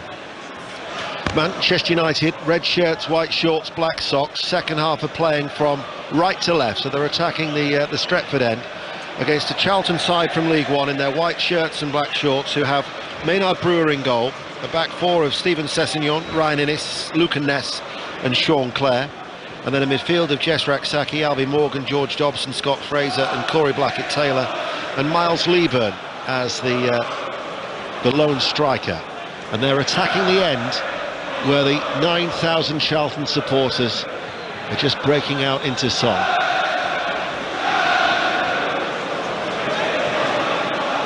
Beauty of the cup competitions, isn't it, that when you can take such sizable support, as Charlton are coming forward with Morgan on the inside of Fraser. This is a promising moment, and he couldn't keep it down. Fractionally left the centre, edge of the area, and Scott Fraser rifled it high and over the top, left-footed. 1-0 to Manchester United. Yeah, really good from Charlton, much better, much more what I expected to see in the first half. A long ball forward, and this man's so big and physical up against Martinez, can compete rather comfortably, and he just needs numbers around him. This time he gets numbers, he gets four players up around him and ahead of him. The ball's worked to Fraser, and his shot was always rising, but a promising start to the second half. At the back, a little bit of hesitation between the two central defenders before they see it back to the young keeper, the 23-year-old Ashley Maynard Brewer, who hits it long. And then once again, Miles Leaburn just having a little tug back there of Harry Maguire. I do like to see that in a youngster. It means that you're not phased. Yeah, I mean, Maguire was complaining about it, but Maguire was trying to block Leaburn as he was trying to close down Heaton in goal, so Leaburn literally just grabbed him and pulled him out of the way. So yeah, good to see that. I mean, you have to show a certain amount of respect for who you're playing against, but you can never show too much respect. You're going toe-to-toe with your opponent. Here is Fred, closed down by the strong-running George Dobson in the midfield. Morgan now takes over for Charlton, plays it back to Innes, the central defender. Clare forward ball, not kept in play by Morgan. The beauty of our commentary position here at Old Trafford is that we're literally just the other side of a partition from the director's box. So I can. Is there anyone in there you haven't said hello to yet? Mark Bright. I haven't said hello to Brighty, but Bright is here. Of course, finished his career at Charlton in the late 90s. And also, and this is interesting given the takeover or potential takeover of Charlton Athletic, with so many questions about their future, Charlie Methven, who used to be at Sunderland and has been talked about as potentially part of a takeover at the Valley. I noticed that he's also in the director's box too. Do like to try and pick out the odd person every now and again, Leon, as Malacia is forward for Manchester United. Back it then goes to Garnacho. They attacked a lot down the left-hand side in that first half. And now it's with Fred, and Fred's diagonal ball to Wan-Bissaka, down into the ground and tucked in. Flags up on the far side, won't count. Ruled out by Elanga, it's a disallowed goal. It remains Manchester United 1, Charlton Athletic 0. Well, if it's Elanga offside in the middle, he'll be kicking himself, because this is a brilliant move from Manchester United. They've been very effective with crossfield passes on this opening 48 minutes. There was one out to the left to Garnacho that started the move. This time it's Fred, delivers a lovely ball out to that right-hand side. Wan-Bissaka's arriving late, and Elanga's just stood in the middle in a completely offside position, 3 or 4 yards offside. It's really poor from a striker of that quality to be that far offside. It's a good decision from the assistant referee on that far side. And unlike the inconsistency you get with the FA Cup, where you have VAR at Premier League grounds but no VAR at non-Premier League grounds, here the League Cup say, well, there'll be no VAR in all competition, in all rounds, I think it's the semi-final stage, I think. But certainly here, so there's no VAR involved, and straight away, you knew when that flag went up on the far side, and that's the type of consistency you want in a competition. Yeah, seems only fair. That's how it should be. I think it's strange that you can have a round of a cup competition like we had at the weekend with the FA Cup, and only the grounds that are in Premier League grounds are able to do VAR. So you shouldn't just have any of it. It should just be referee's decision right across the board. So it remains Manchester United 1, Charlton Athletic 0 early in the second half. 5 minutes into this second period, and Charlton with Clare are going to take the throw. Dean Holden watching on. Heard a lot about him ahead of kick-off live with Kelly from the tunnel. Very casually dressed. No jacket required from Dean Holden. As here is Morgan. Threads the ball through to Clare. Clare unable to turn right side of the penalty box with the long hair and the Zorro-like face mask. But Charlton have won the ball back. They've made a confident start here. Anthony's goal is still the difference. Sessegnon, the left back. Out it goes to that far side, looking for Blackett-Taylor, cleared away by Maguire, and then the downward header by Ness runs out of play for a throw to Manchester United. Yeah, they've been their most effective tonight, Charlton, when they played the simplest football, when they played the ball forward and they've got people around the striker, and then they've just delivered into certain areas. When they've been afforded a little bit of space by Manchester United and played backwards and played across, they've been a little bit sloppy. So I'm sure Dean Holden will be saying to his team, let's just get the ball into positions that can really hurt Manchester United and get them support it. He said to Kelly that he'd heard from Sam Allardyce ahead of the kick-off. He played actually for Sam in a League Cup semi-final in his first season as a pro. He was a defender. They lost to Tranmere by 3-0. Sam Allardyce, of course, has Newcastle United connections, a former manager, and Newcastle are taking on Leicester City. Chris Cole's watching this one. We've had a lively few minutes. Firstly, Leicester, half chance, Barnes shot blocked, Tielemans firing the rebound over. Bruno Guimaraes there went down for Newcastle, concerning given how influential he is. He's hobbled back on, and then a couple of chances for Newcastle. Firstly for Dan Burn heading just over, and then Longstaff, another shot, and another one well saved by Danny Ward. It's still 0-0. That's on Sports Extra. Here Martinez, the World Cup winner, a lapse in concentration, runs away from him and out to present Charlton with a throw on the right hand side that Clare is going to take. The right back gets it back, whips in across first time, cleared away on the volley by Maguire in his own penalty area, headed away by Elanga. Mainu, the debutant for United, loses out to Dobson. Now Sessegnon comes forward. Out it goes then to Blackett-Taylor, just in from the left touch line, looking to go on the outside of Wan-Bissaka. Wan-Bissaka dives in, good sliding challenge. Charlton throw down the corner flag, trailing 1-0. Yeah, it's a good battle between those two. I said Blackett-Taylor has got really good pace, happy to drop his shoulder and run, but he's up against Wan-Bissaka now, and that's much more difficult. He may need a little bit of support, a little bit of help, someone to bounce the ball off, player 1-2, to just try and do something different. This is Charlton attacking, and it's with Fraser trying to cross the ball from the left-hand side. It's swept away by Wan-Bissaka. Charlton have got it back. Raksaki, he's a danger, this young lad. Gets it onto his left foot, tries to come on the inside. Dispossessed though by Fred, no foul. And Fred now releases Anthony. And Manchester United are streaking clear. Anthony the goal scorer. It's 2 against 3. The white shirts are trying to hold Anthony up. Enters the penalty area on that right-hand side, looks for some support. Shepherded away out of the penalty area by Ness. And then Anthony's just in now from that right touchline, goes inside to Fred. McTominay's there, instead it's Mainu with a little flick on the inside, and Sessegnon will clear for Charlton. Bouncing ball goes over the head, ducks underneath it, does Maguire. Composed defending, as you'd expect from him. And then it's back with McTominay. Malacia on this near side. 9 minutes into the second half. Fred now to come forward and switch his play. Left-footed pass out towards Anthony. Cutting inside once again and shoots with power, and just wide as well.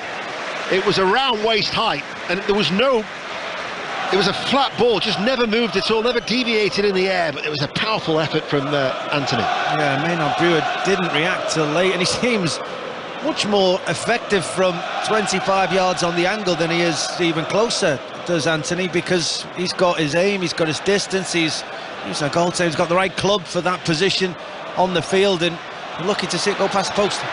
Challenge comes in, and it was a good fair one too by Clare on Elanga, who was just dithering a little bit, and Clare dived in. It was a wholesome challenge from the Charlton Athletic right back.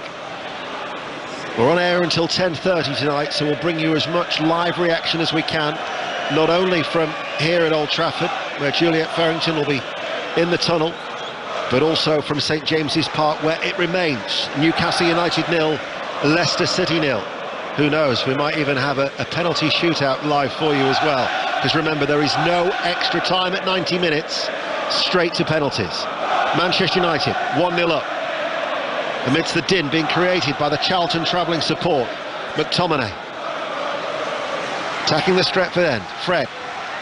Malacia, left-hand side, doesn't cross first time, plays it short. Clare again was alert, defending quickly. Right-footed challenge, out of play it goes, and Manchester United will have a corner kick in front of the Stretford end, leading by a goal to 0, 10 minutes into the second half. Yeah, he was a bit slow to get going in the game in that first half, was Sean Clare, but he started the second half very brightly. He's attacked well, he's won 3 or 4 crucial tackles, really trying to set the tempo for his team. Corner kick on this near side, the left.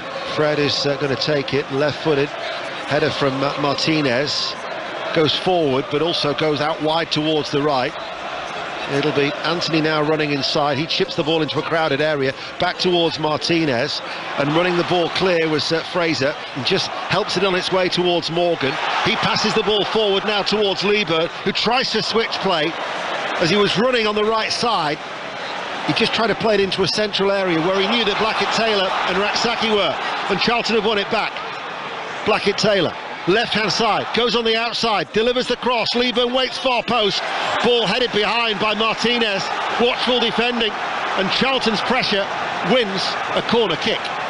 Yeah, sloppy from Manchester United. That, as you were explaining that attack, they give the ball away to Blackett-Taylor, who attacked down that left-hand side. It wasn't Wan-Bissaka he was up against, it was Malacia, and he just dinked one to the back post, and Lieberg for a moment thought he'd be able to attack it.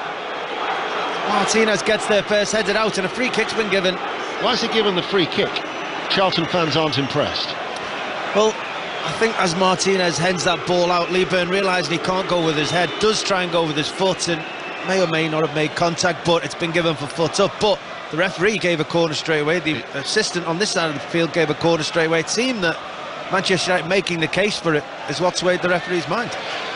Jared Gillett, the referee, changing his mind, giving the free kick. Martinez now looks for a ball over the top towards Garnacho, and it zips off the greasy surface and through then to Maynard Brewer, the Charlton goalkeeper. Charlton going to be making changes, it would seem. I think Dean Holden and his assistant Anthony Hayes have just called a number of the substitutes who had been warming up away towards our left-hand side. They've won their last two matches, Portsmouth away and Lincoln City at home, to try and improve their fortunes. They're 12th in League One, they're 52 places below Manchester United and trailing by a goal to 0. And it's no longer goalless at St James's Park. Chris Coles. Newcastle 1, Leicester 0. If at first you don't succeed, try and try again. Sean Longstaff, who has come close twice, finally breaks the deadlock, racing into the penalty area, slotting into the bottom left-hand corner, sending St James's Park crazy. Newcastle finally have the lead. Newcastle 1, Leicester 0. Can only imagine the scenes on Tyneside. Commentary of that is on Sports Extra. Manchester United, who've reached the semi-final in 2 of the 3 previous seasons in this competition, are looking to try and make it 3 out of 4. They're leading by a goal to nil. In fact, they're also going to make a change. Casemiro is going to be coming on. Eriksen is going to be coming on. And Marcus Rashford is going to be coming on as well. So that just goes to show that Erik ten Hag does not want to rest on his laurels. He might not necessarily feel it's as comfortable as it necessarily is here by a goal to nil with a triple change being made. Well, they've lost control of this second half. In the first half, they had, especially for the first 35-40 minutes, they had real control over the game. The midfield kept the ball, they won it back quickly. And Charlton struggled to really get going, but in this second half, Charlton have been much more effective, and for the majority of that time, it's been right through the middle, so I'm not surprised at all to see Ten Hag making these changes and making them right in the centre of the pitch. So it's Casemiro who's come on for the young debutant Mainu. Eriksen has replaced Fred also in the midfield, bearing in mind as well that they'd made that first substitute in the first half through the injury to Darlow.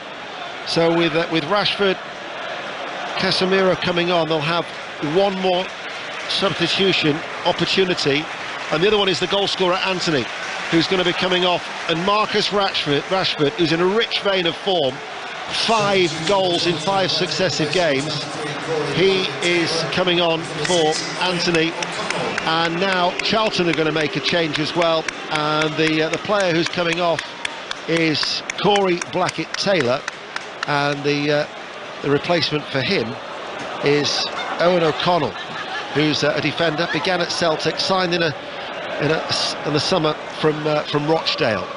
So they've gone to 3 at the back now, and they're going to play with wing backs, it would seem. Yeah, I think so, and I think the hope is that will give them that compact nature in the middle of the field, because, you know, we said earlier in the game that Rak-Sakyi was having to play as a wing back, as an extra right back on the outside of Sean Clare, so Sean Clare will actually go and take that position of himself, and Rak-Sakyi can move further forward. From Manchester United's point of view, I think the 2 in the middle of the field may have been a reaction to how this game has gone, but Marcus Rashford on to Anthony, who played in the last game, and that was probably a substitution that was deemed before maybe the game kicked off. So Manchester United are leading by a goal to nil. Newcastle United are 1-0 up against Leicester City. Dan Burn with the goal at St James's Park. It's his first goal for the club. In fact, it's the first time that he's scored in just over a year. His last goal was for Brighton against Everton on January the 2nd. So just over a year, and Dan Burn is on the score sheet for the all-important goal. He's a blithe lad, and what it would mean for him to send Newcastle United into the last 4 of a major cup competition. Manchester United lead here by a goal to nil, just been playing over an hour, and Erik ten Hag looking to see his side make it 8 wins in succession. Manchester City are the visitors at the weekend, Arsenal away to follow, and then before they play Crystal Palace, if it stays like this, they'll have the 2 semi-finals, the first leg on around the 24th, second leg on around the 31st, certainly that week anyway. Draws made after Southampton, Manchester City, and we've got commentary of that one for you tomorrow on 5 Live from 8 o'clock. Forest Wolves, the other quarter-final, is on Sports Extra. Charlton, though, still in this tie, 63 minutes played. I'm sure Erik ten Hag was hoping that this game would be a lot more straightforward than this for his team, that they'd be comfortable, that they'd be a few goals ahead, that they can make changes, but Charlton have hung in there. Certainly in that first half they did. Now they're actually looking a bit more of a threat, and you know, as I said, if they can stay in this game to the latter stages, there will be nervousness. O'Connell wins the ball in midfield, plays it out now to Clare, operating as a right wing back. Corner of the area, had Malacia with him. Innis back to O'Connell, quickly releases the ball to Ness. They switch play out towards that far side, which is Morgan keeping the ball in on the left. Ness hits a left-footed ball. Sessegnon bounces away off his outstretched right foot. Maguire's touch was a heavy one, and Maguire has to deal with the presence of Sessegnon once more. and Manchester United get a throw over on that right-hand side. Here is Maguire, quickly closed down by Morgan. He's been a bundle of energy tonight, Morgan. He's done everything at 100 mile an hour. He's closed down, he's ran forward, he's supported, he's got back, he's tackled. Everything he's done has seemed to be at top speed, and all credit to him. He's an hour in and hasn't started tiring yet. He's a Portsmouth boy, joined Charlton about 5 years ago. He's still only 22 years of age. As you say, Leon Osman, he has certainly been industrious and energetic in the midfield. Clare, central position, forward of the centre circle. Charlton white shirts, black shorts, playing from left to right, trailing by a goal to nil. Raksaki collects it on this near side, the right. Will always want to come inside on his favoured left foot. Threads it through, then goes down. He was always falling down. No foul. He was falling forward before that challenge was made by Casemiro. And the referee, Jared Gillett, wasn't being bought by that. Here now is Garnacho. Garnacho on the counter-attack. Garnacho! Good save by the goalkeeper. Garnacho cut inside, right-footed, and he had to stretch for it as he was dropping to his knees, but Maynard Brewer made a very good save for Charlton Athletic. Brilliant save, really fantastic save. Keeps his team in the game at 1-0, and Garnacho will have thought he'd scored as he cut inside Innes, inside that penalty area. Innes was struggling to stay with him, trying to force him onto his left foot, but Garnacho onto his right foot. Keeper made a great save. I disagree though, Dennis. I thought it was a foul before it got to Casemiro. Casemiro didn't make the foul, you're right, but I thought Charlton should have had a free kick.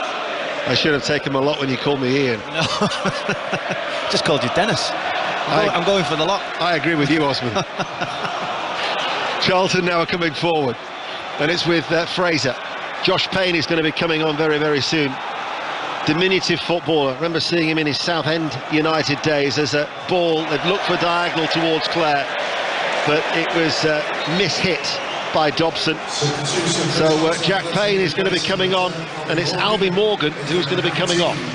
And he's just shown his frustration at that as well. He's pulled his shorts off, slapped his thighs. He's not happy at all. Now he's about to clap the Charlton fans and make his way off the field, but yeah, he can feel unfortunate. I think he's had a good game this evening. As we've said, he's been, I said energetic, you used a better term, industrious. He's got about the field, and you know, I still think he's got a bit left in his tank, and he's been probably the main person able to get up in support of Leeburn this evening, so Payne's going to have to reach that level.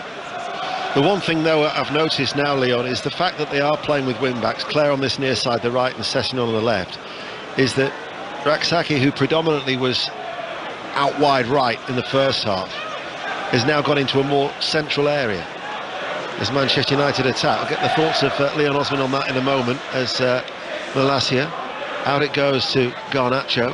Garnacho skips away from one challenge, plays it to Wan-Bissaka, central area outside the D. Manchester United now with McTominay inside the penalty area. His effort was blocked and cleared away by Payne, and out it goes for a throw. And about, we're approaching the midway point of the second half here on BBC Radio 5 Live. Newcastle lead Leicester City by a goal to nil. And here at Old Trafford,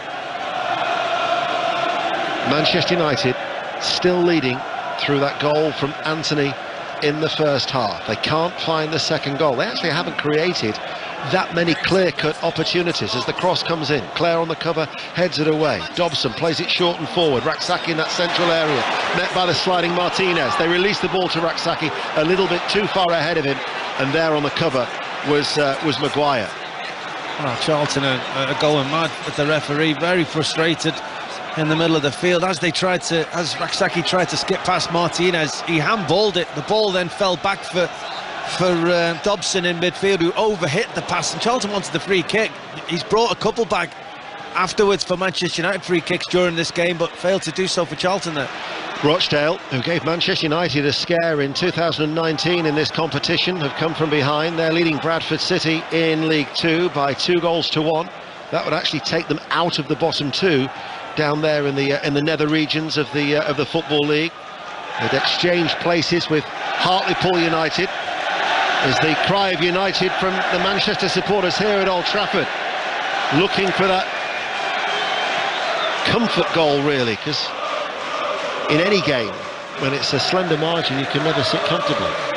Yeah, and Aston Villa will testify to that with the weekend when it's only 1-0. I think Manchester United have actually, certainly in the first half, gone in search of that second half. I think they've been a little subdued maybe in the second half, but I'm putting that down to Charlton and how well they've defended and how quickly they've got forward. But Erik ten Hag will be a little more nervous than he expected to be at this stage of the game. Certainly Charlton are seeing a lot more of the ball in this second half than they did in the first. Here is Rak-Sakyi in the central area. Casemiro will shield the ball away from him.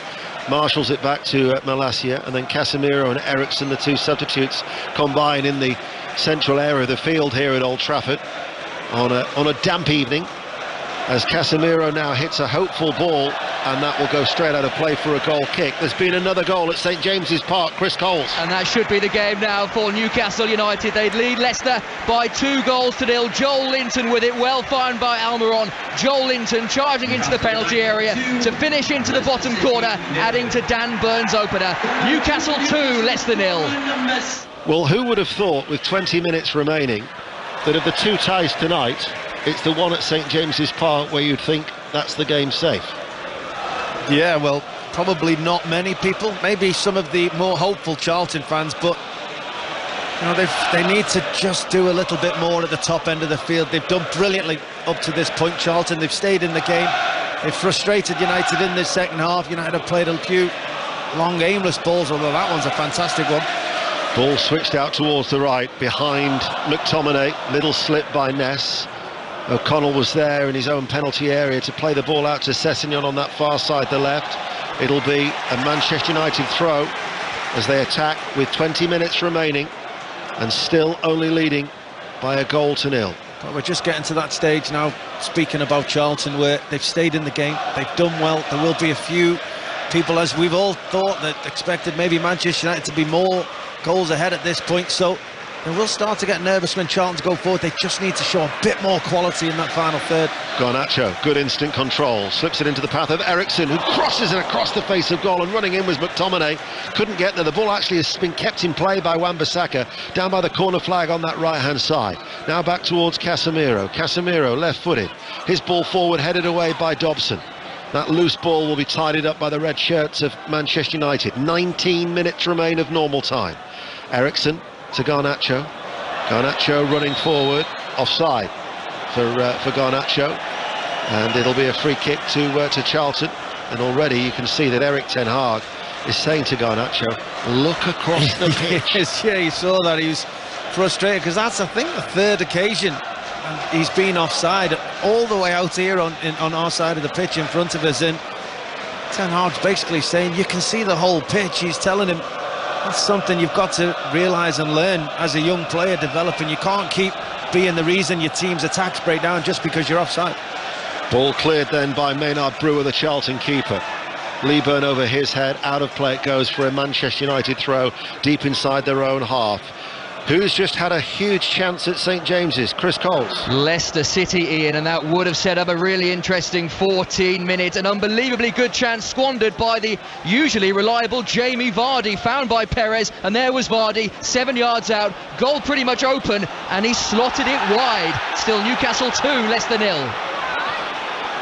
Commentary of that one is on Sports Extra. This is on 5 Live and BBC Sounds. Manchester United still leading by 1-0. Charlton, though, looking for an equaliser. Ball out towards Sessegnon on the left, twists and turns and stands over the cross, and the goalkeeper, Tom Heaton, challenged by Leeburn at the near post. Judging by Leeburn just rubbing the top of his head, he literally took it away off the top of his bonsk. Well, he was fully committed to that challenge. He wasn't letting Heaton take it in comfortably. It was really good from Charlton.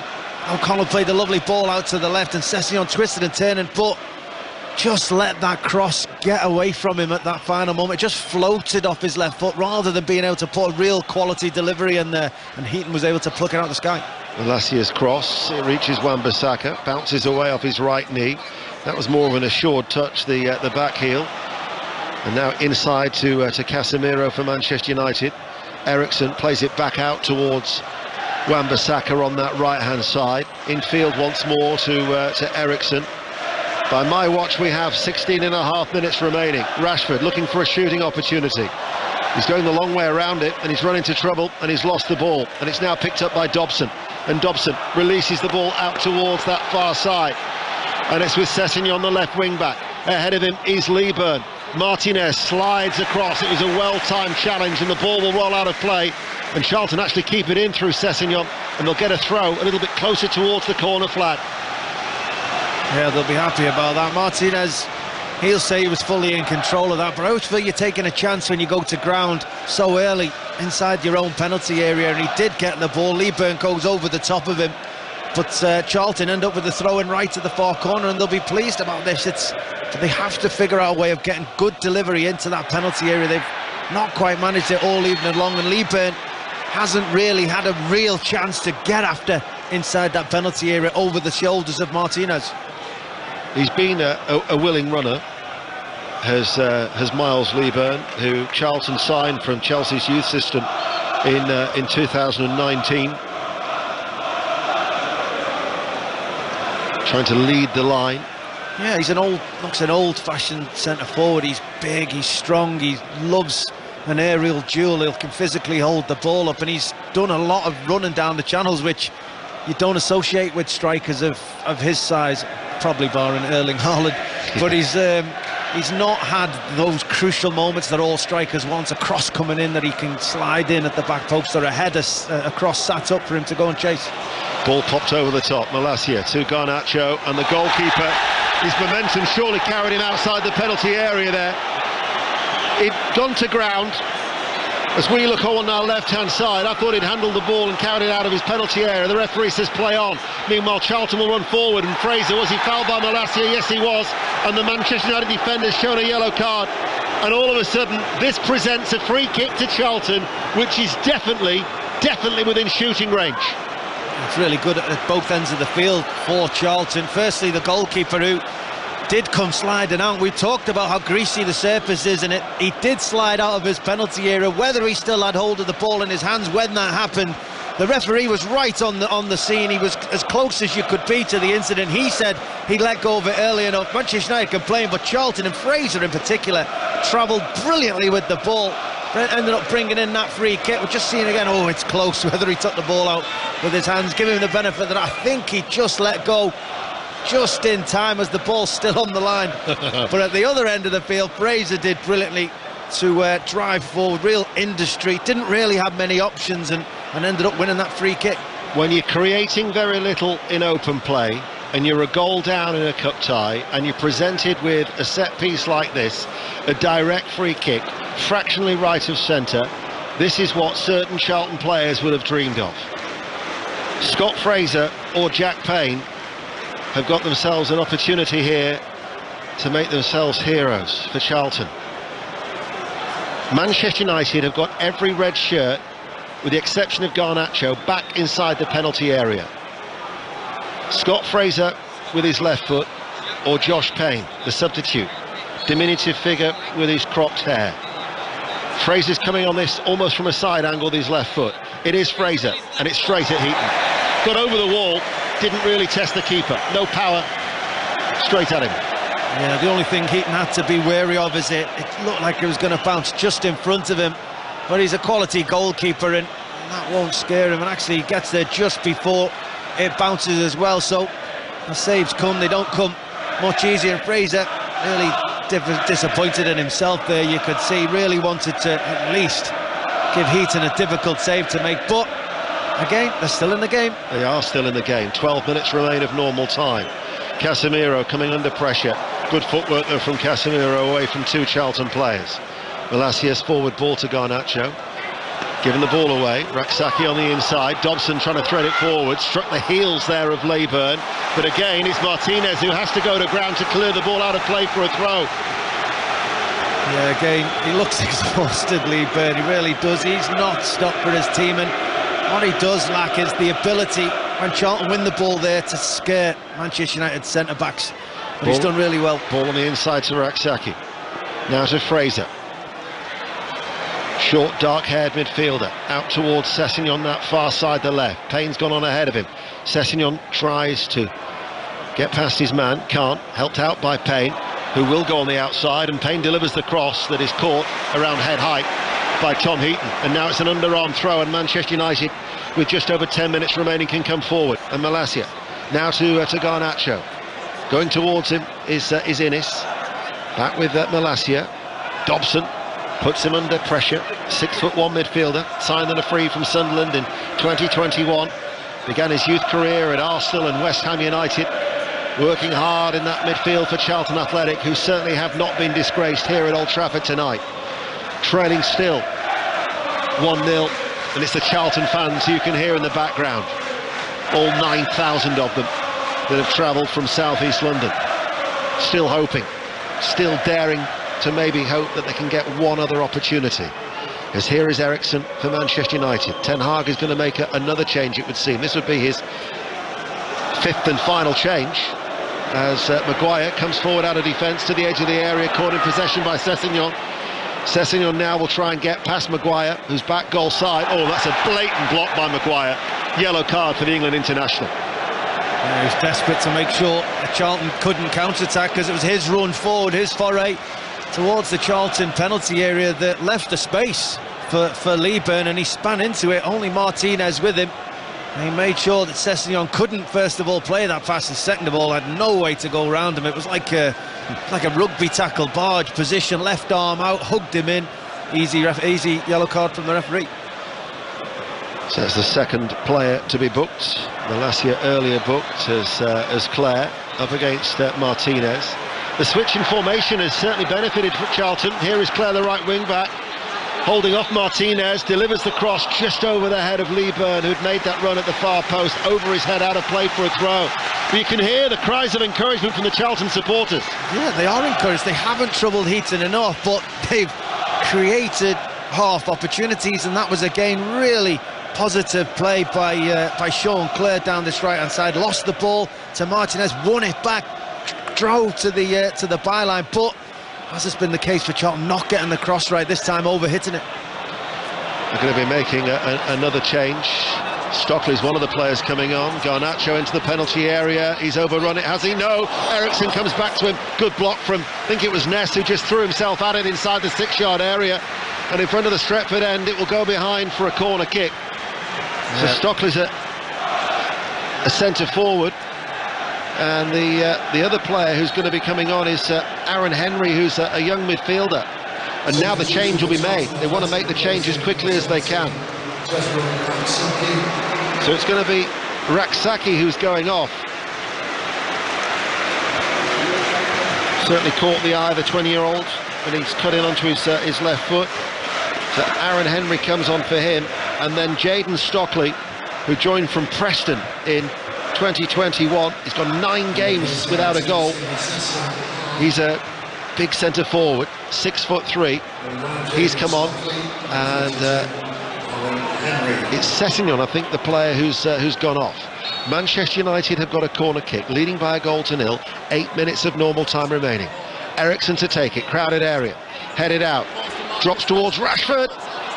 Was that offside? Flags up. Yes, it was. Martinez has had a goal disallowed. We'll go to St James's Park. Chris Coles. 6 minutes to play. Newcastle 2, Leicester 0. To be honest, I think the Leicester players just want to hear the final whistle now. Newcastle look like adding to their tally. Joe Willock shooting just wide from the edge of the penalty area. Alexander Isak is on for Newcastle. They lead 2-0 with 6 minutes to play. Closing stages on Sports Extra. We're on air until 10:30. We'll bring you as much live reaction as we can here on 5 Live. It was a low effort from Rashford, and it was an impudent little chip by Martinez, but he was in an offside position, and it was an easy task for the flag to be raised by the assistant referee on that far side. 7 minutes remain of normal time. Manchester United still waiting to make that change, and Charlton hoping that they can carve out one more opportunity. Clare heads it on. Stockley, who's gone up now aside Leeburn. Dobson trying to win the ball back in midfield. Casemiro releases the ball out towards Ilanga. Ilanga now forward for the red shirts of Manchester United. Switches play to Garnacho. Garnacho a bit of space. Left corner of the penalty area with a cross. Headed up in the air by O'Connell. Drops on the edge of the box to Eriksson. Touches the ball towards Garnacho. Garnacho again running. Garnacho quickly closed down. Comes back towards Eriksson. Good save by the goalkeeper. My word, what a save that was. He'd have been unsighted, but he was sharply down to his left-hand side. Strong right arm to turn it behind for a corner kick. Oh, absolutely fantastic save again with that left arm. As you said, completely unsighted. We couldn't see if he'd saved it or not until the ball scrambled past that left post. It's a strong arm. The ball's coming just probably a yard to his left foot. He gets down so quickly and has the ability to still push it away past that left-hand post. That is a brilliant save, possibly better than the first one he made about 15-20 minutes ago. What we thought was fantastic. That is brilliant. So Manchester United making a change, and it is going to be Facundo Pellistri who has come on, and this is his United debut. Lucky 13 after being an unused substitute for 12 times this season. The Uruguayan, 3 appearances at the World Cup for Uruguay. So the 21-year-old has come on for Manchester United.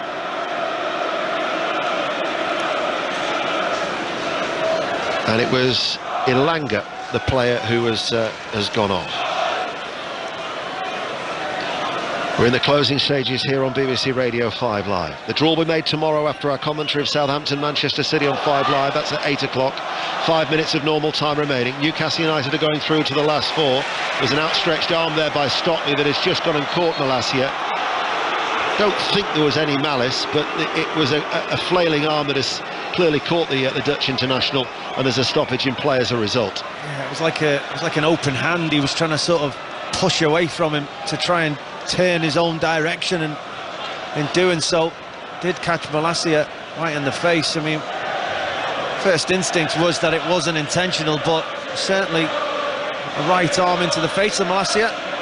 And although he's feeling the pain, I'm sure Manchester United actually won't mind this, just calming the game down, taking a moment, letting the clock run out, which is a crazy thing to say considering how we thought the game was going to go at the start.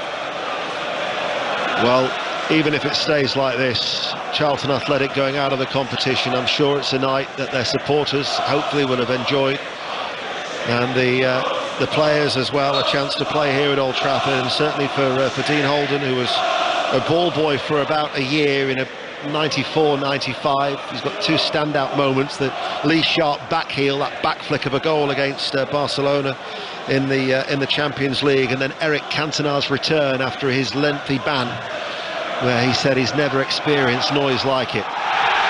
If Charlton were to score, he might revise his opinion. They've just been awarded a free kick. They're trailing by a goal to nil. Under 4 minutes remain. It's forward of the centre circle, and everybody's going forward. They've got nothing to lose at this stage. Manchester United, every red shirt is back, and Tom Heaton is making sure that that red line is sufficient to give him as much protection as possible. Yeah, this is a big moment. Get your delivery right. Be aware for the second ball. In it comes now, aimed towards Stockley, headed away by Maguire, picked up by Wan-Bissaka. Early ball to the long-haired Pellistri, the Uruguayan, who doesn't get past the second challenge, but it's kept in play by Wan-Bissaka running forward on that far side, the right, and then Wan-Bissaka, Pellistri picks it up, loose ball, Pellistri on the inside, the turn by McTominay. There was a block challenge, came in, took the ball up in the air, and it was caught by the goalkeeper Maynard Brewer. 3 minutes of normal time remain, and it's still 1-0. Well, moving forward for Charlton, Dean Holden will be really pleased with how his team have gone about things defensively, how committed they've been, how they've been prepared to throw their body in front of shots and make tackles and make sure the team are very much in this game. He'll be delighted with how that's gone. Manchester United looking to extend their unbeaten run at Old Trafford to 11. Lost twice at home in all competitions this season. Brighton and Hove Albion at the start of the campaign, and Real Sociedad in the Europa League. Manchester City, of course, the visitors here at the weekend, as Casemiro. Malacia just about kept it in play, diving forward. There are doubts about that with the Charlton players around him. Ball is lifted long. Stockley heads it on. Leeburn on the edge of the area, beaten in the air by Maguire. Comes out towards Clare now with Fraser, chips it towards Stockley, might fall to Leeburn trying to get the shot away. Martinez was there, and Palestri coming back into his own penalty area, just taking it away from danger for Manchester United. They have caused anxious moments at times in this second half. Yeah, without being able to get that final quality away or get that final shot away. Ball over the top. Garnacho held up by Clare, enters the penalty area, strokes it on the inside. Rashford can't take it with him. Innes brings it out of defence to Dobson. Foul comes in from Casemiro. Free kick to Charlton. 10 yards inside their own half, just outside that centre circle. 90 seconds of normal time remain. How much stoppage time will be added on?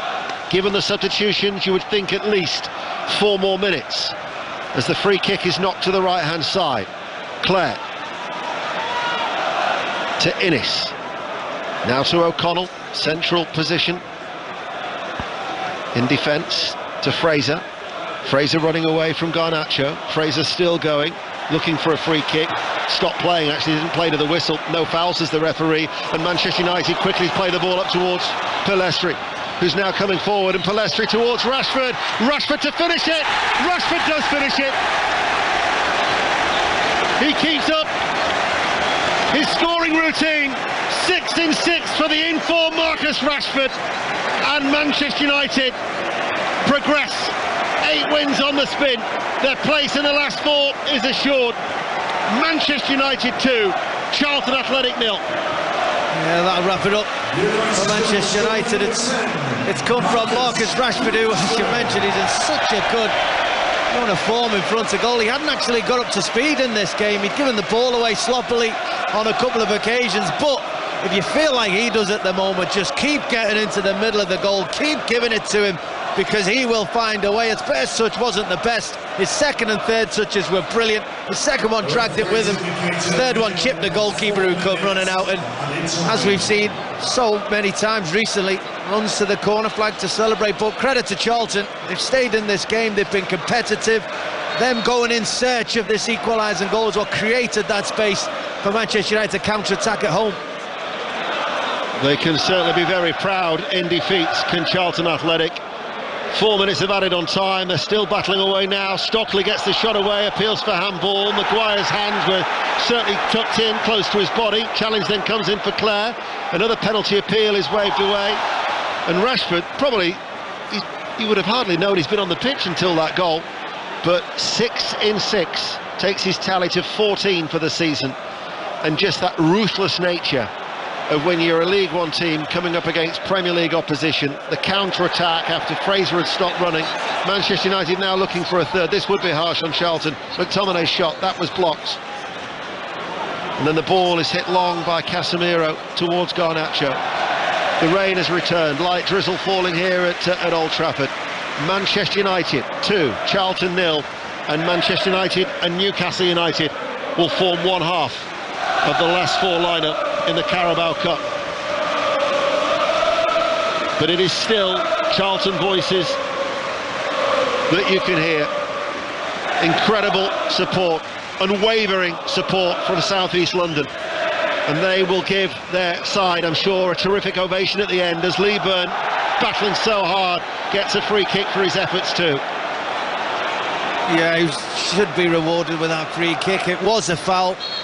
And he's been so competitive all evening long, Leeburn. He's led the line. He's given it to those 2 more experienced World Cup playing centre-backs ahead of him. He's gone toe-to-toe. He's tried to run the channels. He hasn't had a clear opportunity to put his name on the score sheet, but he should be really pleased with how his evening's work's gone. Free kick to Charlton. Fraser will run over the ball. It's going to be fired in. Stockley stooping inside the penalty area, looking to try and win it back was Aaron Henry. Eriksson though lifts it over his head, casual as ever and composed from Eriksson, and his searching ball towards Casemiro, whose pace might actually get there before Ness, but then Ness recovers, and a last-ditch challenge. Get out on his feet is Ness, forces the ball out of play for a throw. They put in a shift of these Charlton players, and the biggest credit you can pay them is that they haven't been disgraced. Absolutely, and Dean Holden will have asked for his players to come off this field with nothing left in the tank, and every one of them players can look their manager in the eye and tell them that he had done, because they have given everything here this evening. It hasn't all gone their way, haven't been able to get that opportunity, but they've stayed in the game. They defended brilliantly, throwing themselves in front of every Manchester United shot, but ultimately that Manchester United quality is shown. Ericsson tries to thread a ball through. Lower league sides have done well in this competition in recent years. You think of Burton Albion reaching the semi-finals. Who will ever forget League Two Bradford City going all the way to the final under Phil Parkinson? Manchester United, who have suffered upsets at times, York City, Southend, Bristol City, MK Dons under Louis van Gaal, and a scare from Rochdale in 2019. And although it has been a competitive Charlton side, all the chances have fallen to the Premier League side. And here's another one, Casemiro to Rashford, and Rashford lashes the ball in, left-footed, past Maynard Brewer. Their winning sequence is extended. 8 wins for Manchester United, and they now lead Charlton Athletic by 3-0. And Marcus Rashford at the double off the bench. Yeah, we're getting to the stage where probably looking like a harsh scoreline on Charlton, considering how well they've done, but Charlton are just out on their feet. They're exhausted, they're unable to cover the distances the way they have done up to the 90-minute mark, and Marcus Rashford is able to find a touch of space and get away. He's in such a good run of form. He's going to score a goal. It's a brilliantly played ball by Casemiro outside of the right foot, using the run of Garnacho to take the defender away. His first touch was good and out of his feet. Second foot, half-foot volley, and you never had any doubt where the ball was going to end up. When you think, though, that Erik ten Hag had to make that triple substitution, as there is the final whistle to bring on Casemiro, Rashford and Ericsson around the hour mark, that tells you that Erik ten Hag needed to call for those reinforcements to see Manchester United over the line. A spirited effort from Charlton. A cup upset was never likely on the cards. However, they can be very, very proud of what they've achieved, and certainly those 2 goals, 90 and 94 minutes, gives it a slightly flattering look to Manchester United. Leon Osman. Yeah, it did. Charlton should be really pleased with how they went about their work this evening, the effort they put in, how they defended as a team, worked together.